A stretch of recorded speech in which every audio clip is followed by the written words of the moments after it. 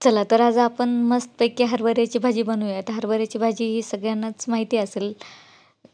ही भाजी हिवाळ्यामध्येच खूप छान लागते आणि हिवाळ्यामध्येच येते पण विकायला मार्केटमध्ये. ही भाजी विकतची नसून आमच्या घरच्या शेतातील आहे. आमचे कारभारी रोज गावाकडून जाणं येणं करते. सासूबाईंनी लेकरांना आवडती म्हणून दिली. सर्वात आधी मी तेल गरम करायला ठेवलं. त्यानंतर 2 कांदे, हिरव्या मिरच्या आणि लसूण हे बारीक करून घेतला. ही भाजी घरची असल्यामुळे मी काही त्याला धुवून नाही घेतलं, कारण घरची असल्यामुळे फवारणी वगैरे काही केलेली नाही.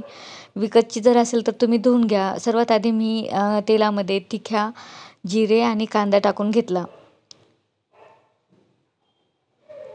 व्हिडिओमध्ये बोलायचा काही अनुभव नाही. सुरुवातीला बोलत आहे मी. तरी पण तुम्हाला हा व्हिडिओ जर आवडला असेल किंवा तुम्हाला थोडाही छान वाटला असेल तर तुम्ही लाईक आणि सबस्क्राईब करा. त्यानंतर मी थोडा लसूण घातला आणि हिरवा ठेचा घातला.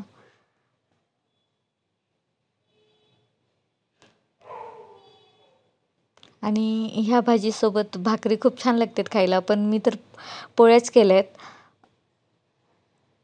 ह्या भाजीसोबत ताक आणि भाकरी खाण्याची मज्जाच वेगळी. कोणी बाजरीची भाकरी पण खातं. खूप छान लागते ही भाजी. तेलामध्ये कांदा छान परतवल्याच्या नंतर हळद टाकूयात आपण आणि त्यानंतर आपण भाजी टाकूयात. भाजी मी आधीच निवडून घेतली होती आणि खूप बारकाईने निवडावं लागते ही भाजी, कारण त्याच्यावर छोट्या-छोट्या अशा आळ्या असतात.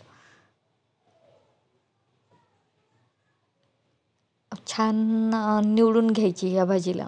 मार्केटमधली असल्यास तुम्ही स्वच्छ धुवून घ्या.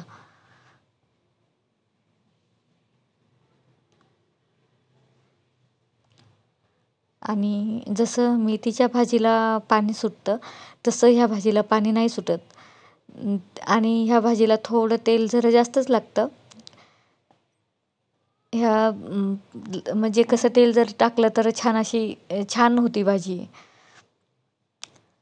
ही अशी भाजी आधी थोडी सुरुवातीला कोरडी वाटते, पण छान हलवून घेतल्याच्या नंतर आधी सुरुवातीला मी मीठ नाही घातलं यामध्ये, कारण आधी ही भाजी कशी सुरुवातीला जास्त दिसते आणि सगळे शिजल्याच्या नंतर थोडी कमी होते. आता छान हे झाल्याच्या नंतर आपल्याला अंदाजा कळतो मिठाचा. सर्वात आधी मी थोडं पाणी टाकलं. पाण्याचा थोडा शिडकावा मारा त्याच्यामध्ये, का तर भाजी छान शिजलं जाईल. आणि त्यानंतर थोडं मीठ घालूया आपण. मीठ आता तुमच्या अंदाजानुसार तुम्ही घालू शकता. आणि त्यानंतर एक वाफ काढून घ्या. झाली आपली भाजी तयार. ताकासोबत या खायला गरम.